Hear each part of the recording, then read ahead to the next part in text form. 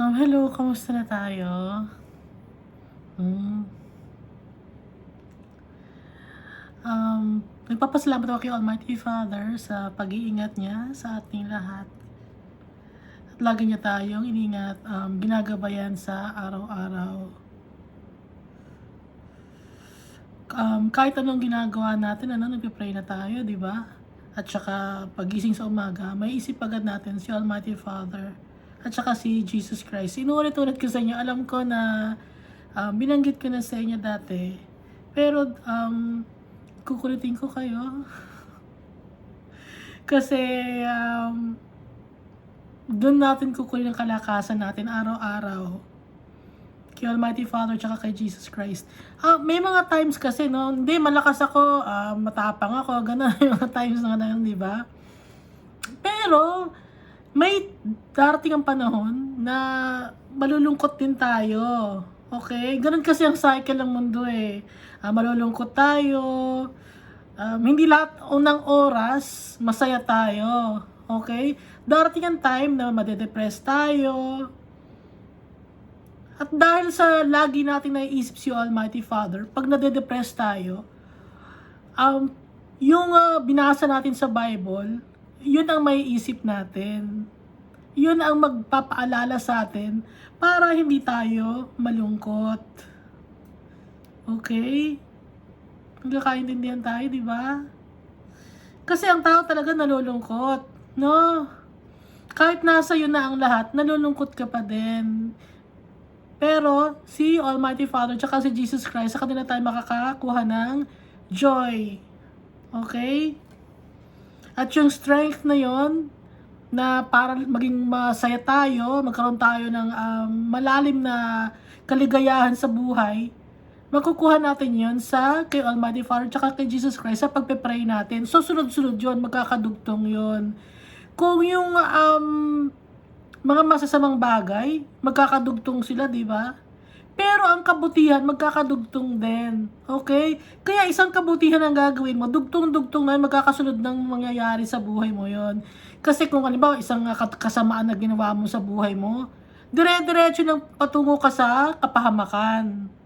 Okay? Kaya tayo nga, iba-practice natin ang pray. Kasi yun lang ang gagawin, magpe-pray ka lang, no? Magpapasalamat ka lang, wala kang gagawin. Magpapasalamat ka lang kay Almighty Father sa mga ginagawa niya sa buhay natin, sa mga pagpapalang ibinibigay niya. Sunod-sunod ng mangyayari sa buhay natin na maalala natin siya, magkakaroon tayo ng kalakasan, magiging masaya tayo, magiging kontento tayo. Ganon. Last time nga pala, no, nagbasa tayo ng Bible tungkol sa Psalms and Songs and Hymns.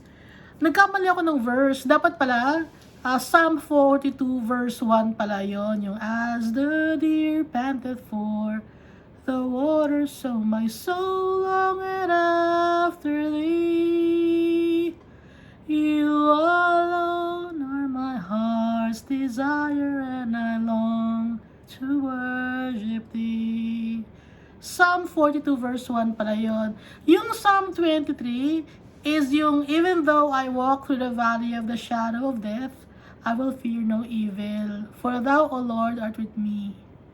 Yun. Kasi yung at least parang nasa Psalm, di ba? Kasi yung chapter at saka yung verse ng Bible, hindi naman yun ginawa nung time ni Moses eh. Nung nagsulat si Moses, walang verse at chapter ang Bible. Nung nagsulat si Paul ng letters, di ba marami na siyang sulat ng letters? Wala naman yung chapters and verses. Kaya lang nagkaroon chapters and verses yon para maalam natin kung saan natin hahanapin. Okay? Malaman, at yun yung katibayan na nandun sa Bible yon. Halimbawa, may nagsabi sa'yo, hindi, nasa Psalm yun. Basta, ang haba ng Psalm. Okay? So, para maging sakto, ang sasabihin mo, yung chapter tsaka yung verse. Unang ginawa kasi yung chapter ng Bible. So, since mahaba pa rin yung chapter, nilagyan ngayon ng verses. Yung chapters, nailagay lang ito, nung 1551 lang, yung verses. Okay, so bago lang na ilagay. 1551 lang. Andrea, hanapin natin ha.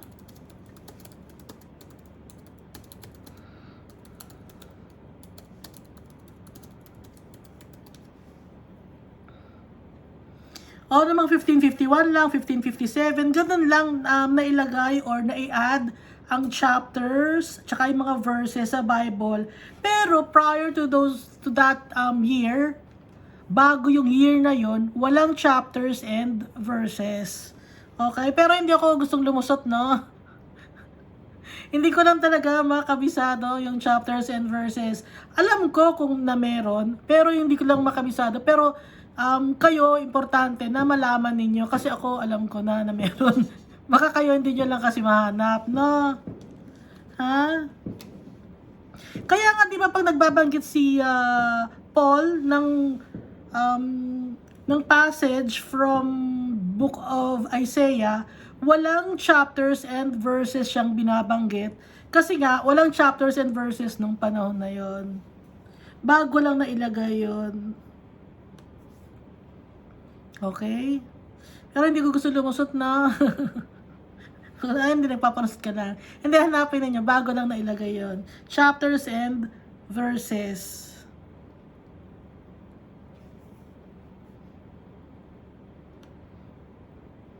So, nandito tayo sa Ephesians chapter 6. Bago tayo mag-Ephesians chapter 6, yung recap natin sa Ephesians chapter 5 is kinumpare ni Paul yung si Christ as the groom at tayo ang church na tayo ang wife. Kaya binanggit ni Paul sa chapter 5 yung wife at saka yung husband na dapat magmahalan gaya ng pagmamahal ni Christ sa kanyang church. Ngayon dito tayo sa chapter 6. Kaya idudugtong naman dito ngayon ni Paul, since nabanggit na niya yung tungkol sa mag-asawa, binanggit na rin niya tungkol sa mga anak. Okay? Idinugtong na niya. Kasi nga, tayong lahat ay kaisa ni Jesus Christ. So, yung mag-asawa, kaisa ni Jesus Christ, pati yung mga anak ng anak ng anak, kasi big family tayo.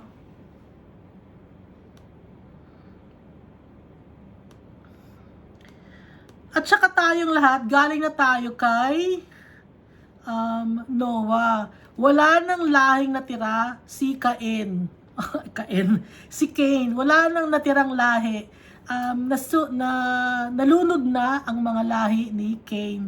So tayo, di ba nagkaroon ng Great Reset? Si Almighty Father na nakakagawa nun, nung nagkaroon ng Great Flood.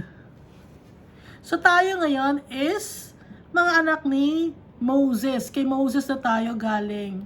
So yung mga lahi ni Cain, wala na yun, na-wash out na yun.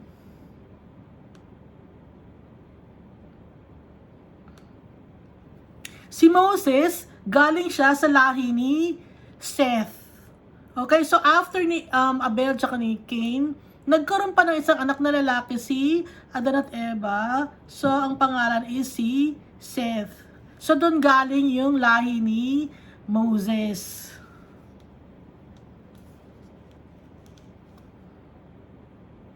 So kung iisipin natin yung lahi lang ni Seth ang natira, yung lineage lang ni Seth. Kasi after ni Seth, may mga anak pa na babae at lalaki si Adan at Eva eh.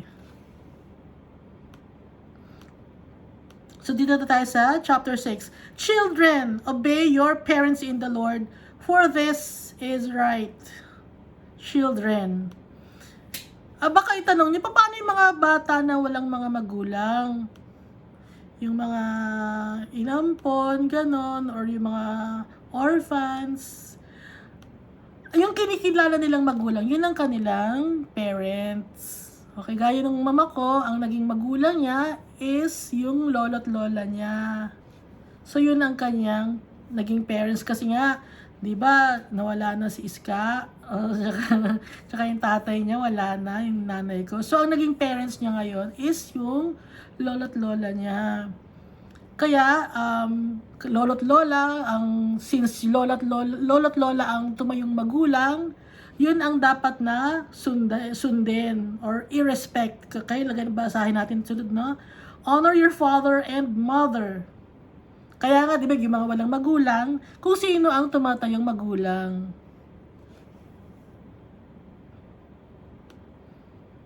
I-honor natin yon. Ano ba yung honor? Respect. Okay? I-respeto natin. Which is the first commandment with a promise. Yung sa 10 commandments, di ba? Ang commandment lang na may promise is yung honor your mother and your father. Yun lang ang may promise. So that it may go well with you and that you may enjoy long life on earth. So para humaba ang buhay natin, kung gusto nyo humaba ang buhay natin dito sa mundo, irespeto natin yung mga magulang sa atin o yung kinikilala nating magulang. Mahalin natin sila. Ito, ang binabanggit dito is yung Christian household to, ha. Hindi ito kasali yung may mga dysfunctional family. Kasi, minsan may mga magulang na hindi tama ang pagpapalaki nila sa mga anak nila. Inaabuso nila ang mga anak nila. So, iba naman ang kaso nun, okay? So, case-to-case basis. Itong binabanggit dito ni Paul, is ito yung mga yung mga bata na may mga magulang na maaayos.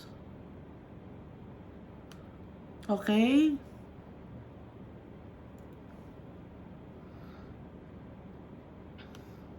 Fathers, do not exasperate your children. Instead, bring them up in the training and instruction of the Lord. Ano ba yung exasperate? Yung mga tatay, huwag niyong masyadong paghihigpitan yung mga anak ninyo, huwag niyo silang gagalitin. Yon ang sinasabi dito ni Paul.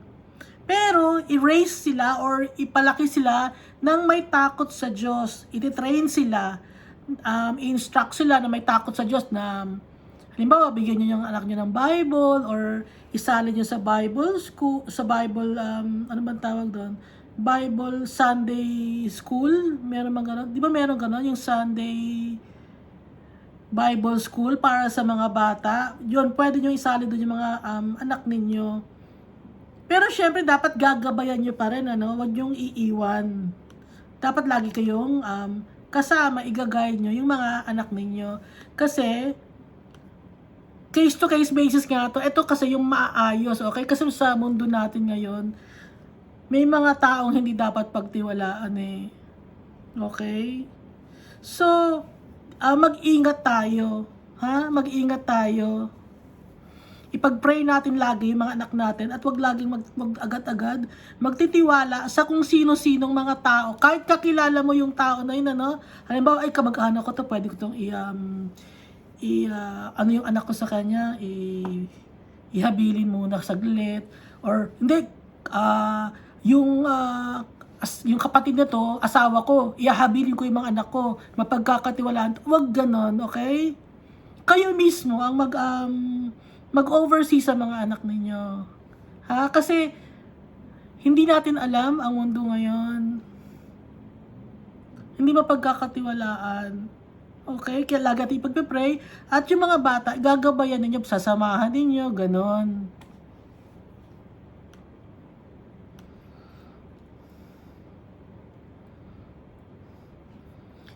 Sunod tuloy natin, ano? Ito naman, binanggit ito sa verse 5 is yung mga slaves. Slaves. Wala nang slaves ngayon, di ba?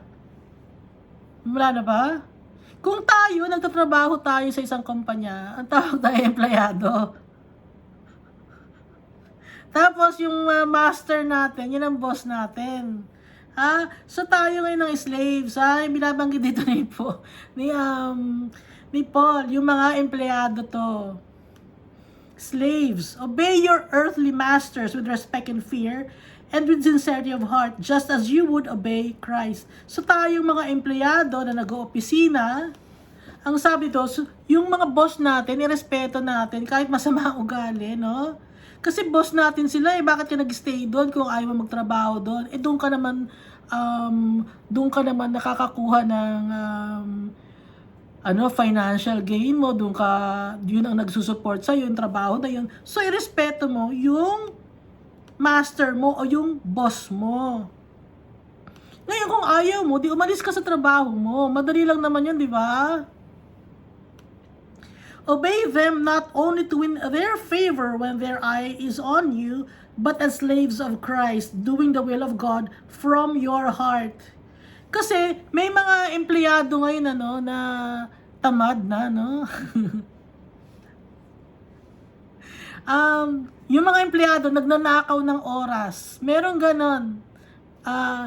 Ano ba yung pagnanakaw ng oras sa trabaho? Imbis na magtatrabaho ka, ang ginagawa mo, pang sarili mo, nakikipagchismisan ka, or gumagala ka, ganon.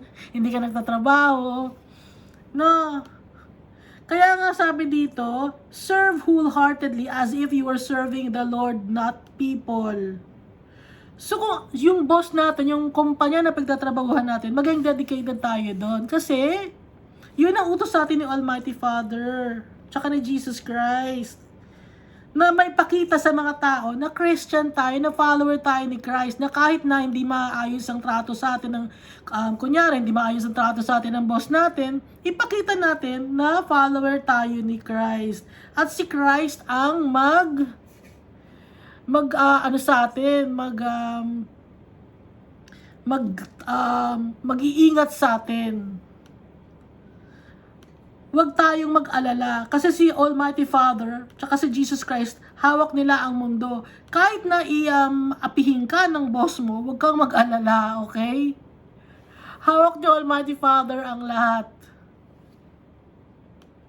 Kahit ang trabaho mo. Hindi ka pababayaan ni Almighty Father. Hindi tayo pababayaan ni Almighty Father. So kahit na yung boss mo hindi maayos, pero ikaw, yung trabaho mo, ayusin mo. Para wala silang masabi sa'yo, para makita nila si Christ sa buhay mo. Ituloy natin, because you know that the Lord will reward each one for whatever good they do, whether they are slave or free. Kasi si Jesus Christ at si Almighty Father ang magbibigay sa atin ng reward. Laging isipin natin, si Almighty Father at si Jesus Christ, ay yung boss ko masungit. Hindi. Si Jesus Christ ang alleviate ng pain ko, siya ang kalakasan ko. Laging ganon. Kaya lagi tayong magpe-pray. And masters, ito naman yung mga boss, no? Yung may mga ari ng kumpanya, mga businessman, yung mga CEO. And masters, treat your slaves in the same way. Kayong mga may-ari din ng business, irespeto nyo rin yung mga tauhan ninyo. Do not threaten them, since you know that He who is both their master and yours is in heaven, and there is no favoritism with Him. So, hindi naman ako boss. So, yung mga boss dyan, or may-ari ng business, i-treat nyo yung tao nyo na kapantay ninyo. Kasi si Almighty Father, ang tingin niya sa atin, pantay-pantay, walang lamangan, walang favoritism. Okay? At hindi lahat ng oras kasi, nasa taas ka. Si Almighty Father, lahat, hawak niya ang mundo. Kaya laging mabuti tayo, maging kind tayo sa tao, slave man tayo, empleyado man tayo, or may sarili tayong negosyo, maging kind tayo sa mga tauhan natin. Huwag nating yung mga may business dyan, no? Huwag yung takutin yung mga empleyado ninyo. Ha? Kasi pag nagsumbong ang mga, halimbawa, pag nagsumbong yung tauhan na yon kay Almighty Father, anong gagawin ni Almighty Father? Ipagtatanggol niya ang anak niya. Ipagtatanggol tayo ni Almighty Father. Lagi.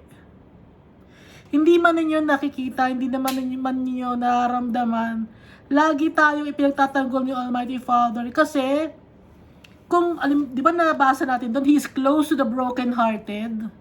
Kung nasa trabaho ka, broken-hearted ka, masyado kang sinaktan ng boss mo, si Almighty Father ang gagawa ng paraan para sa'yo. Huwag tayong mag-alala. Okay? I-practice natin yung bigay sa atin ng Holy Spirit, yung gift of faith. No, i-practice natin yun kasi matured na tayo. Ha? Naintindihan nyo ba yun? Matured na tayo, di ba? Di ba sabi ni Paul dito na maging matured tayo?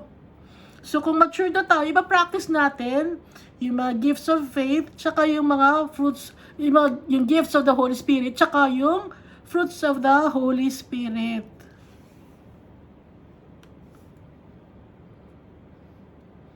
O tuloy natin, ano? Finally, be strong in the Lord, and in His mighty power, put on the full armor of God, so that you can take your stand against the devil's scheme.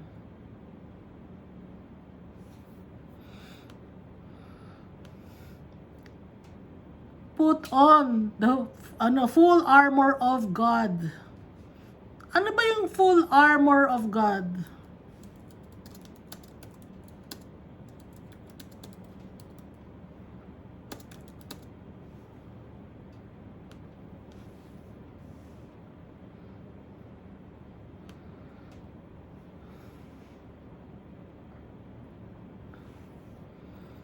Binanggit dito kasi sa Old Testament, sa Isaiah, yung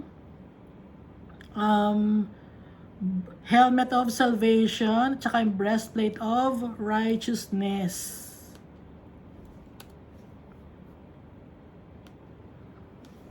Basahin muna natin sa Ephesians, no? Finally, be strong in the Lord, and in His mighty power, put on the full armor of God, so that you can take your stand against the devil's schemes. For our struggle is not against flesh and blood, but against the rulers, against the authorities, against the powers of this dark world, and against the spiritual forces of evil in the heavenly realms. So yung kalaban natin, hindi naman tao eh. Okay?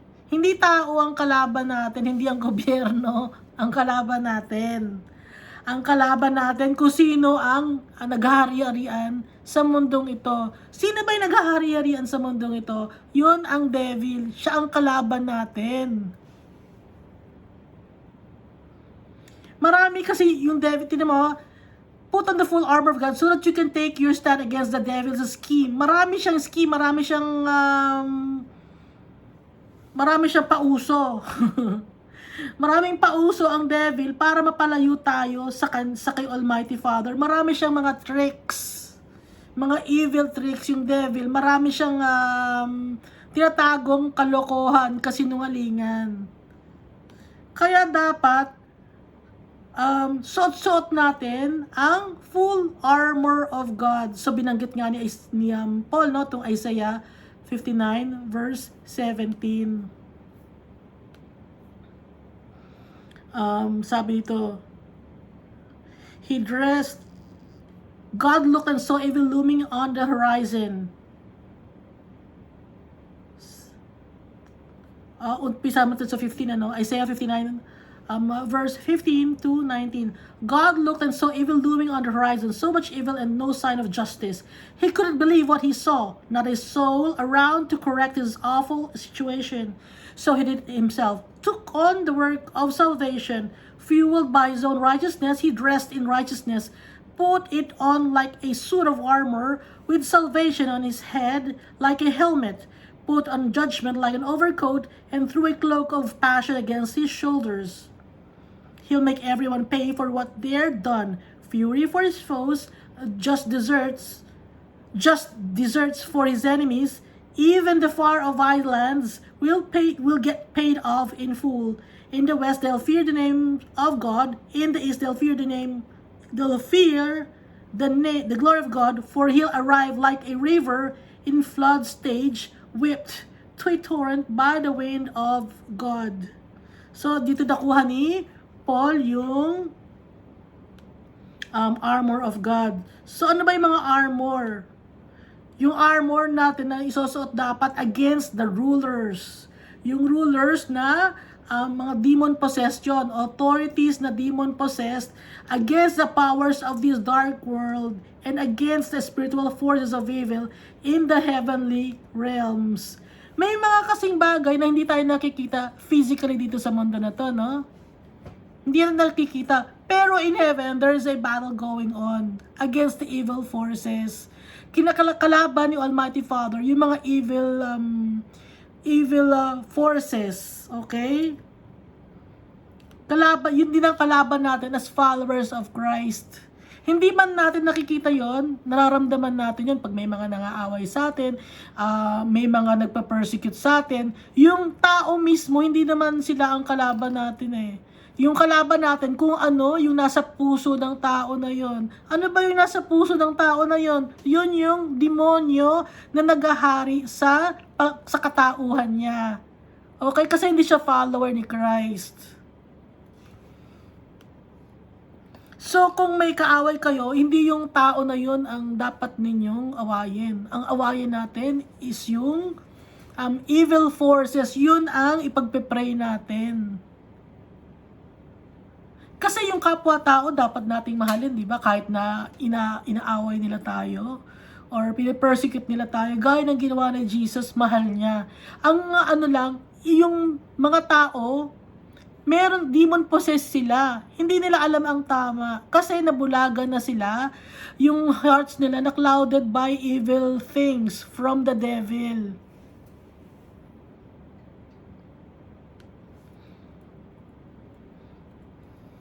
Therefore, put on the full armor of God. Dito tayo sa verse 13 ng Ephesians chapter 6.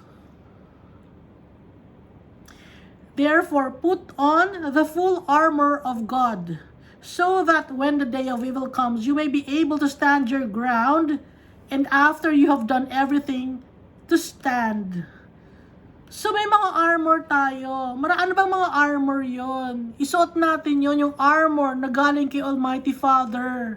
Yun yung protection natin against the evil things at saka sa principalities ng mundo na to.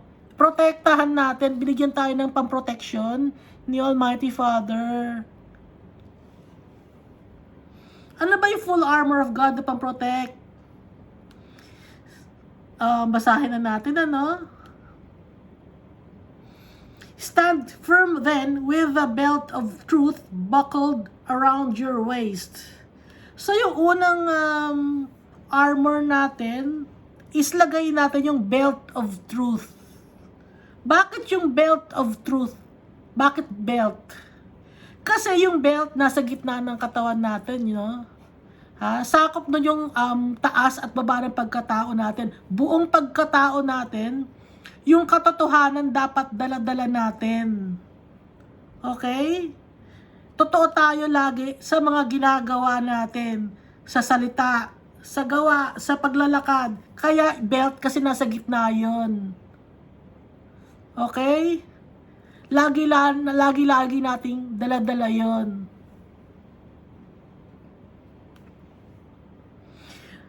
Buckled around your waist, okay? With the breastplate of righteousness in place. O yung second naman na armor is yung breastplate of righteousness. Ano ba yung breastplate of righteousness? Yung breastplate para maprotektahan yung heart mo. Okay? Para hindi madumihan ang puso natin, dapat dala-dala natin yung breastplate of righteousness. Nakaprotect sa heart natin para kahit nasaktan tayo ng mga tao, hindi tayo mahawa na madumihan ang puso natin. Nakaprotect sa puso natin yon. Para laging tama ang gawin natin, okay? Kasi breastplate of righteousness, siya ilagay na natin. Tapos, and with your feet, fitted with a readiness that comes from the gospel of peace. Sa paa naman, sot naman natin sa paa yung gospel of peace. Sa paglalakad natin, kapayapaan ang dala-dala natin. Yun ang laging dala dapat natin, kapayapaan. Kaya habang naglalakad tayo sa mundo na to, dala natin ang kapayapaan na nanggagaling kay Almighty Father at saka kay Jesus Christ.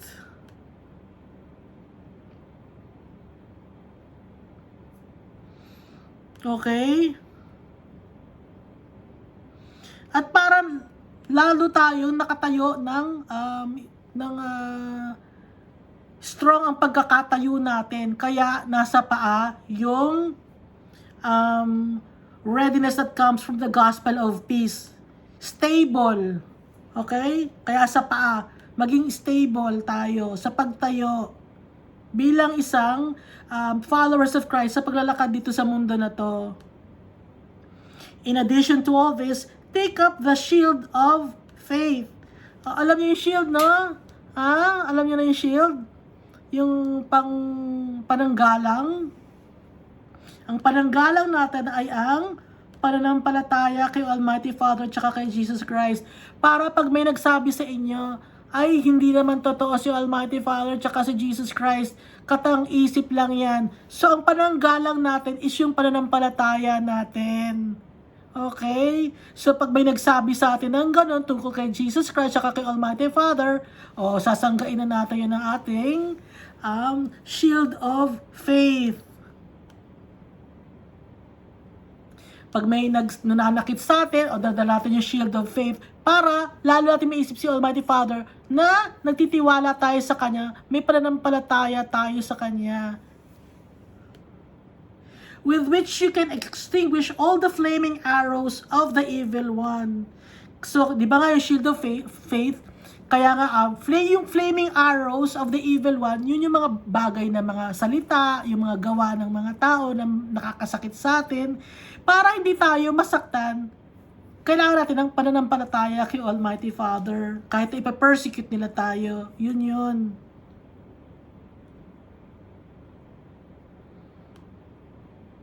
Kasi yung mga arrows, di ba nakakasakit yon? So para hindi tayo masaktan, protektado tayo ng ating gift of faith na galing sa Holy Spirit. Sunod natin sa verse 17. Take the helmet of salvation. Yung helmet of salvation nasa isip natin, nasa utak natin, nakasaksak sa utak natin, na masisave tayo dahil nagtitiwala tayo kay Almighty Father at kay Jesus Christ. Hindi nila may iba ang utak natin, stable, wala, nakapokus lang ang utak ko kay Jesus Christ at kay Almighty Father, nakaprotektado yan, ang utak ko, yung ulo ko. Hindi niya may iba ang isip ko na maiwawala ang pangalan ng Jesus Christ sa isip ko. Hindi niya magagawa yan dahil protektado ang utak ko. Salve na ako ay saved by grace. Yon, kaya helmet of salvation. Meron pang isa, sword of the Spirit, which is the Word of God. Yung sword of the Spirit, which is the Word of God, yung sword kasi, matalim yung sword, di ba? Yun yung pananggalang, yun yung pang-protectad, pag may nangaaway sa atin, or pag may nag-persecute sa atin, or pag may nagsasalita ng mali sa atin, ang dala-dala natin ngayon, yung Word of God, yun ang sword natin. Yun ang paglabas ng katotohanan. Yung Word of God. Di ba may mga tao, ang talim mo naman magsalita. Di ba ganon? So metaphor yon, ang talim mo magsalita, kung makasalita ka, masyado kang nakakasakit ka ng damdamin. Di ba ganon, may mga ganong sinasabi ang mga tao? Kasi nga, yung Word of God, yung salita natin kasi powerful yun, ano? Lalo na guided ka by the Holy Spirit. Anointed ka by the Almighty Father. So, yung Word natin, nakakapagbukas yan ng mga bagay na nakatago. Kahit tagong-tago yan, pag nagsalita ka ng katotohanan, ma-open up yung nakatago na yon. Kaya, sinasabi dito na yung Word of God, yun yung katotohanan na dapat hawak-hawak natin lagi yon. Kaya nga, sabi ko sa inyo na magbabasa tayo lagi ng Bible para meron tayong protection. Yung sword, yun yung Word of God. Kaya para kung may magsasalita sa inyo na mali kayo, diba, sabihin, alam mo mali ka ganito kasi yung nasa Bible. Ngayon, kung nagbabasa ka ng Bible, alam mo ang Bible, hindi brother, sister, itong nasa Bible, example, no? Ano bang gusto yung example ko? Gusto niyo ba yung masakit na example?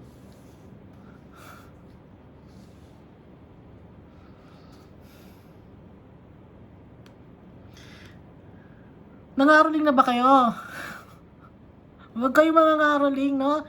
Tapos na ba ang Pasko? Baka kahit tapos na ang Pasko, may nangangaroling pa. Bakit gano'n?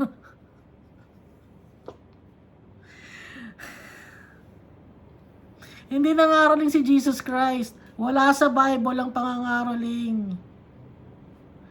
Wala sa Bible na ano ka, na kailangan magbigay ka ng pangangaroling to, magbigay ka. Hinihingan nyo na nga ng tithes, hinihingi nyo na ng offering, hinihingi nyo na pa ng offering for the ministry of women, offering for the ministry of men, offering for the ministry of the youth, church offering, church building offering, church maintenance, lahat na. Wala nakalagay sa Bible yung sinira na nga ni Almighty Father ang physical temple. Tayo ng temple ni Almighty Father tsaka ni Jesus Christ. I-check nyo sa internet. Sinabi ko na ba sa inyo yun? Check nyo, richest Christian leaders. Richest Christian, Philippine Christian leaders. I-check nyo. Sino ang mga nandun? Makikita nyo lahat ng pangalan ng mga taong mayayaman, ng mga pastor sila na napakayaman nila. Makikita niyo doon yung magkano ang kanilang income. Nakalagay doon. Ganun ba si Jesus Christ? Nakalagay doon mga leader yun ng mga organization, ng Christian organization.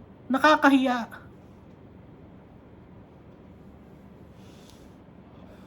I-check nyo, nakalagay doon. Iba-ibang mga denominasyon. Iba-ibang mga religion.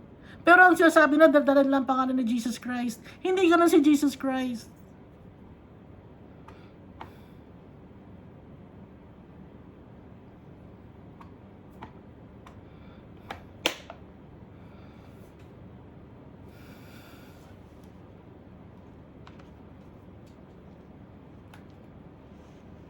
Si Paul, anong ginawa nga ni Paul? Nagpapakahirap si Paul, di ba?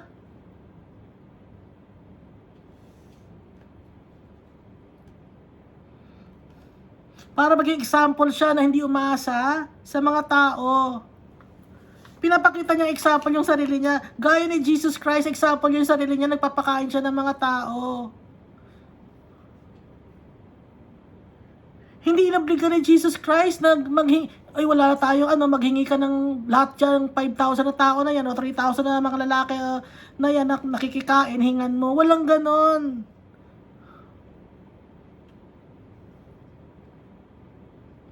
Hindi sa pilitan ng offering.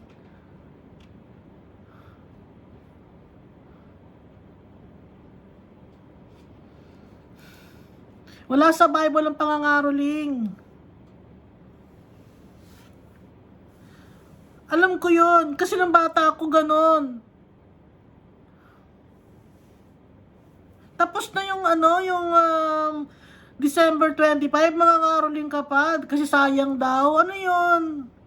Maliban pa ron, meron ka pang hihingan ka pa ng tithes, hihingan ka pa ng offering, meron ka pang church promise, meron ka pang mga faith promise na ganon.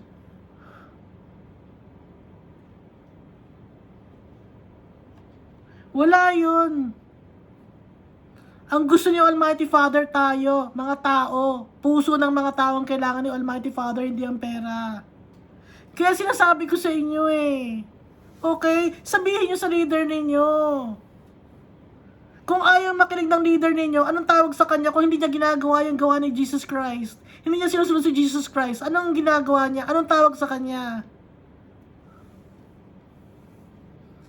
Kung yung bagay na paghingi ang nakakastumble sa tao, itigil na.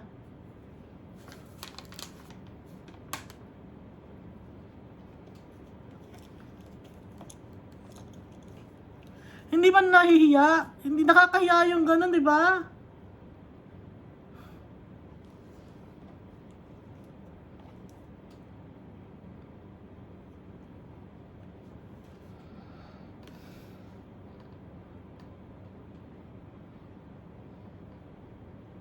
So, yung mga church leaders ngayon, na-corrupt na rin ng mundo na to.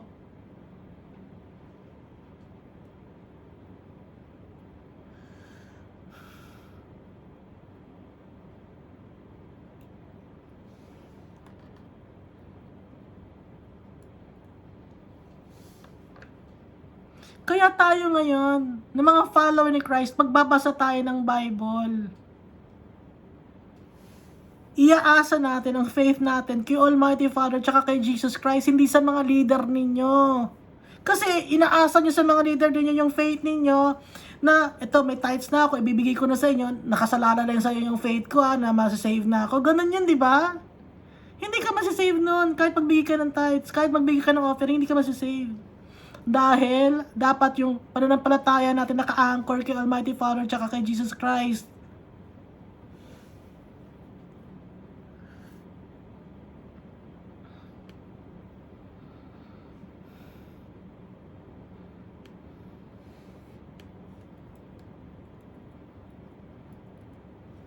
Ituloy natin O, yun ang sample ng sample ng sword.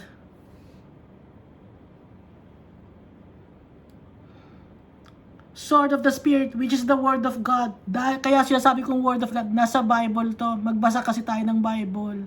Kilalanin natin si Almighty Father at si Jesus Christ. Hindi sila mukhang pera.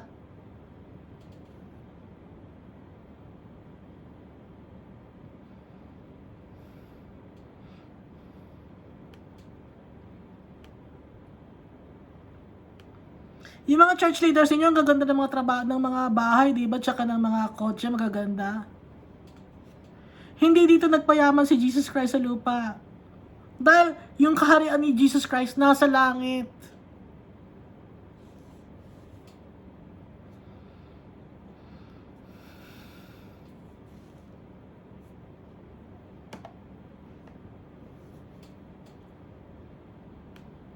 Hindi dito sa lupa. Nabubulok ang mga bagay dito sa lupa.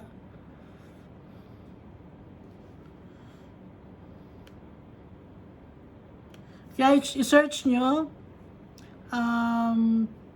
richest church leaders in the Philippines. 10 yata yun. Kayo na mag-check kung ano.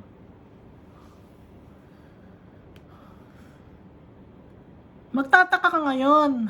Hindi naman tapos. Magtataka ka ngayon, bakit nagkaroon ng gatong budget ito? Saan galing yon?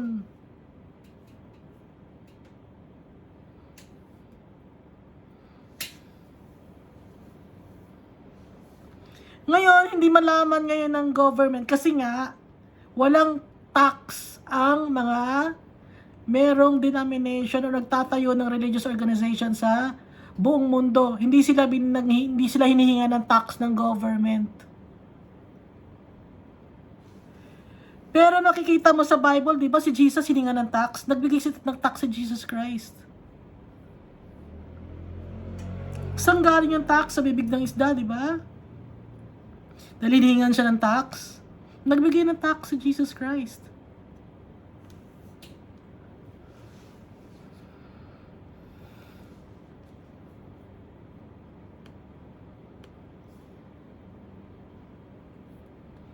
Ituloy natin sa verse 18. And pray in the Spirit on all occasions with all kinds of prayers and requests. Mag-pray tayo lagi. Kahit anong request natin. Pero dapat yung request natin, maayos. Hindi yung, Lord, patayin niyo po sila. Lord, lipulin niyo po sila. Lord, bigyan niyo po sila ng salot sa buhay. Hindi gano'n ang pagpe-pray. Hindi ka didinggan ni Almighty Father tsaka ni Jesus Christ nun. Kasi kung nagpe-pray ka ng gano'n, hindi ka kay Jesus Christ tsaka hindi ka kay Almighty Father. Sa devil ka. Kung nagpe-pray ka ng para kasasama ng ibang tao. Sa devil ka. Kaya hindi tayo dapat nagpe-pray ng, oy, buti nga sa kanya, ganyan na nangyari sa kanya, nalugmok sa kahirapan. Hindi ganyan ang tunay na Kristiyano. Sa devil ka kung ganyan ka.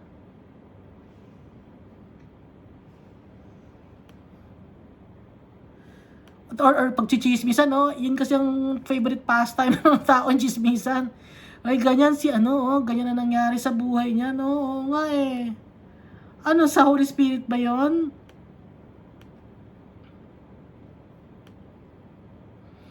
Na parang isine-celebrate mo pa. Pag malungkot ang isang tao, nagse-celebrate ka pa, no? Pag pumangit siya, tingnan mo, hindi na talaga siya pinagpapala. Sineselebrate pa ng ibang mga tao yun, ng mga galit sa'yo, ng mga naiinggit sa'yo. Bakit? Kasi hindi sila kay Almighty Father, hindi sila kay Jesus Christ. Kaya nga yung inggit, yung galit, jealousy, envy, hindi kay Jesus Christ yun, tsaka kay Almighty Father yun. Kaya dapat pag magpe-pray tayo, yung maayos, yung para sa ikabubuti ng tao, Lord, pagpalain niya po siya. Lord, pinatawad ko na po siya, Lord, maraming salamat po, pagpalain niya po siya lalo, maging maayos ang pamilya niya. Ganon. Ganon ang pagpe-pray. Pag nagpe-pray ka ng ganon, matutuwa si Almighty Father sa'yo. Pag nagpe-pray ka na para pagpalain niya ibang tao, matutuwa si Almighty Father sa iyo at pagpalain ka rin niya. Kahit hindi mo hinihiling. Kahit hindi mo pinagpe-pray na pagpalain ka. Sa Lord, pagpalain niyo po yung mga kapatid ko. Tulungan niyo po sila, Lord. Kahit hindi ka nagpe-pray na para sa iyo, i-bless ka ni Almighty Father. Kasi si Almighty Father, nakikita niya ang puso natin, ang isip natin. Walang mahililihim kay Almighty Father at kay Jesus Christ.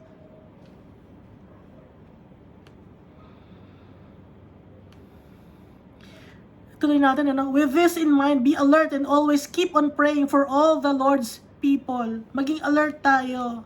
At kaya nga, pray for all the Lord's people. Kasi kaisa na tayo, dahil tayo ay follower ni Christ. Minsan kahit follower tayo ni Christ, no, yung ibang mga follower ni Christ, galit kayo. Yung isang denominasyon, galit sa isang denominasyon, na kahit or minsan pareho sila ng denominasyon, galit sila sa ibang nasa kasama ng ibang organisasyon na kapareho naman nila ng denominasyon. Hindi ganon. Keep on praying for all the Lord's people. Lahat. Walang lamangan. Lahat nga. Unified tayo. Pray also for me that whenever I speak, words may be given to me, so that I will fearlessly make known the mystery of the gospel. So itong si Paul, kahit na si Jesus Christ mismo ang tumawag sa kanya bilang isang apostle for the Gentiles, nagre-request din siya ng prayer para lahat na ng masasabi niya ay maging matapang siya na may paglaban. Ang Word of God, may paglaban si Jesus Christ, maging matapang siya. Kasi lahat tayo kailangan natin ng prayers. Lahat tayo. May mga times kasi nga, gaya ng binanggit ko kanina, may mga times na low moral tayo. Kailangan natin ng prayers, kailangan natin ng bawat isa, magtutulungan. Dahil yun ang utos sa atin ni Almighty Father. Magmahalan tayo.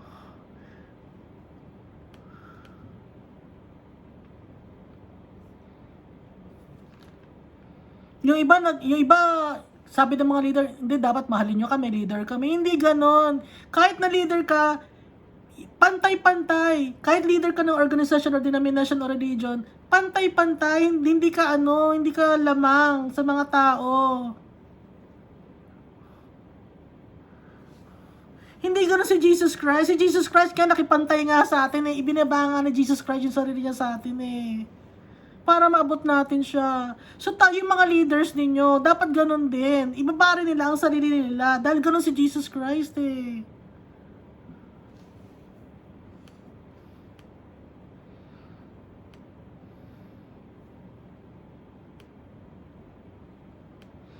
For which I am an ambassador in chains. Pray that I may declare it fearlessly as I should. Na maging matapang siya. Si Paul, nagpapapray siya na maging matapang siya. Na kahit na lagi siyang nakukulong, lagi siyang binubugbog, maging matapang pa rin siya at malaking malakas ang loob para ma-share niya ang word of God sa mga tao. Kaya tayo, dapat maging matapang din tayo. Ipinaglaban tayo ni Jesus Christ, ni Almighty Father. Kanino niya tayo ipinaglaban? Sa demonyo, sa evil one. Ipinaglaban tayo ni Jesus Christ, siya ni Almighty Father. Ipaglaban din natin sila. Dahil family natin, si Almighty Father tsaka si Jesus Christ. Si Almighty Father, Jesus Christ lang ang tunay na nagmamahal sa atin.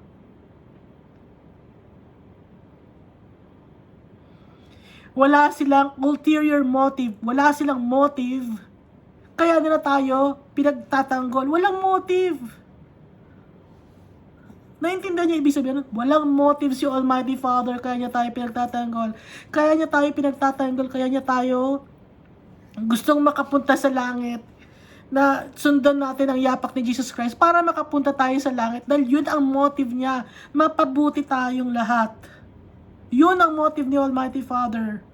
Hindi niya motive na manghingi ng pera sa tao. Hindi niya motive na mapasama tayo. Ang motive niya, para dalhin tayo sa langit, para tayo ang maka-experience na makasama sila habang buhay in heaven, to rule with them, with Jesus Christ.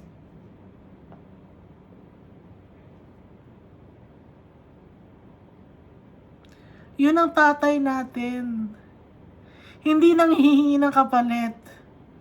Yung tatay natin ang gusto lang niya, mahalin natin siya, irespeto natin siya, yun lang. Kaya niya nang hingi siya ng respeto at pagmamahal dahil siya ang creator natin. Siya ang gumawa sa atin.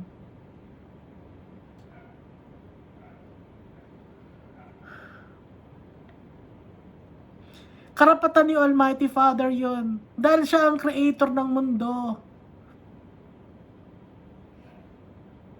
Karapatan ni Almighty Father yon dahil kaya tayo buhay ngayon dahil sa Kanya. Kaya tayo may mga tinatamasang mga bagay dito sa mundo dahil kay Almighty Father. Kaya karapatan ni Almighty Father na purihin natin siya at pasalamatan sa lahat ng bagay.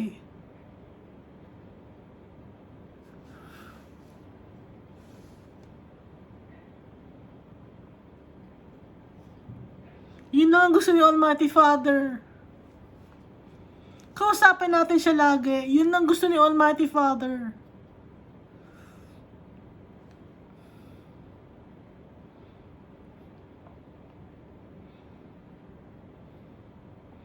Mahirap bang gawin yon? Pag lagi natin kausap si Almighty Father, mababago tayo kasi malalaman natin kung ano ang gusto niya.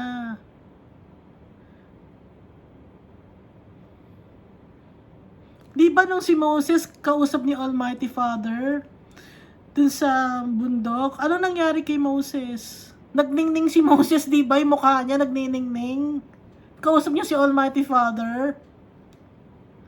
Nabago si Moses, yung physical appearance niya, nagniningning na siya, nag-bright yung mukha niya. Hindi makatingin ng mga tao sa kanya sa sobrang liwanag ng mukha niya. Ganon din ang mangyayari sa atin. Pag lagi natin kausap si Almighty Father, mababago tayo. Yung puso natin mababago, pati yung outward appearance natin mababago.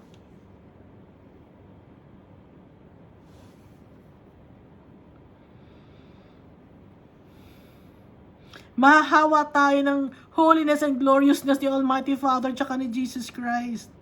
Ayaw niyo ba yon? Ano ba ang gusto niyo talaga sa mundo? Yumaman talaga, no? Gusto niyo talagang yumaman dito sa mundo? And after ng pagyaman ninyo dito sa mundo, ano na ang kapalit nun? Yumaman ka sa mundo na to, ang dami mong sasakyan, ang dami mo pag-aari mo, lahat ng bundok, lahat ng lupa, lahat ng kayamanan, ginto, lahat nasa iyo na. Pagkatapos nun, aabot ka ba ng 120 years yung buhay mo? Pagkatapos na mangyayari sa'yo? Saan ka kayo napupunta?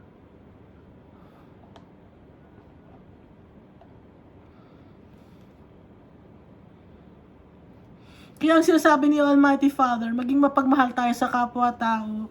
I-share natin ang Word of God dahil tayo ang pamilya ni Almighty Father tsaka ni Jesus Christ. Hindi tayo taga dito sa mundo na to.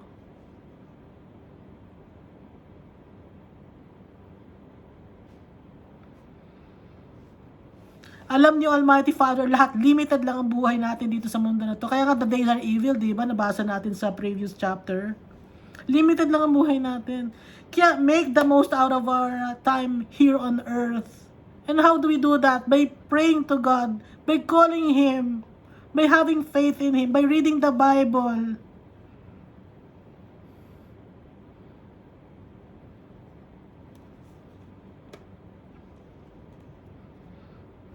Ang dami kasi ating pinagkakabisihan, di ba? Importante ba yung pinagkakabisihan natin?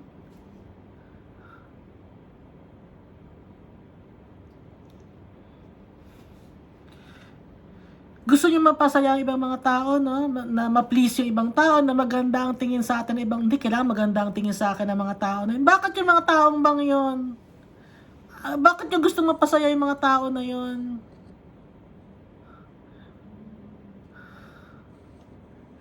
Meron bang ano sa iyo yung mga taong yun? Talagang concerned ba yung mga taong yun na gusto niyo mapasaya sila? Concerned ba sila sa inyo? Hindi sila concerned sa iyo. Ang totoo may concern sa atin, si Jesus Christ, siya kasi Almighty Father.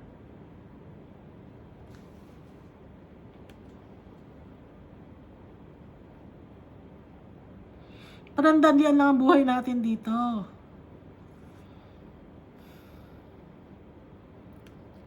Verse 21, mag-isang oras na. Verse 21, Tychicus, the dear brother and faithful servant in the Lord, will tell you everything, so that you also may know how I am and what I am doing. I am sending him to you for this very purpose, that you may know how we are and that he may encourage you. So meron ditong kasama si Paul, si Tychicus, ipapadala niya sa mga taga-Ephesus para makabalita. Gusto niya kasing i-check kung ano na ang nangyayari. So, syempre, hindi pa uso nun ang cellphone, ang telepono, ano ba? Ang internet, hindi pa uso nun, syempre, di ba? Kaya, matagal to, yung travel time ni Tychicus na to. Pero kahit matagal ang travel time niya, maglalakad lang to, si Tychicus. Tayo ba? Ang sarap-sarap na ng buhay natin, ano? Itong si Paul, masarap ba ang buhay ni Paul? Pati itong si Tychicus. Pero hirap na hirap pa rin tayo, no? Nakausapin si Almighty Father. Pero itong si Paul, tsaka si Tychicus, anong buhay nito? Maglalakad lang si Tychicus. Wala namang bus nun, ah.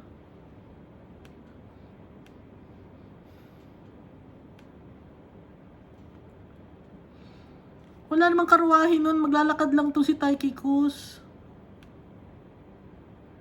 Kung may pagkakataon, baka siguro merong kabayo or camel. Wala namang binabanggit na kasakay ng camel si Tychicus para makapunta sa inyo. Wala namang binabanggit, hindi naman kasi uso nun, wala namang ganun nun. So maglalakad lang to.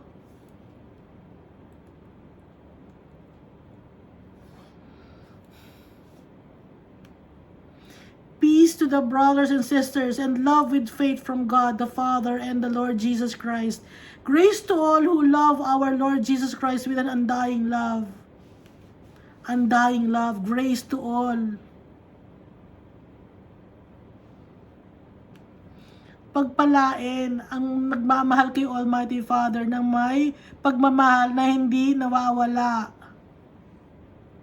Unending love for Jesus Christ.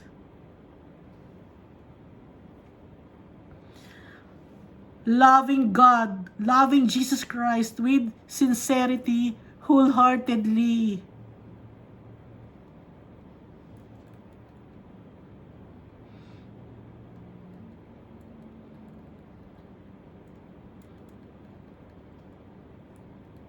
Ito ang sinasabi ni Paul para sa mga taga Ephesus.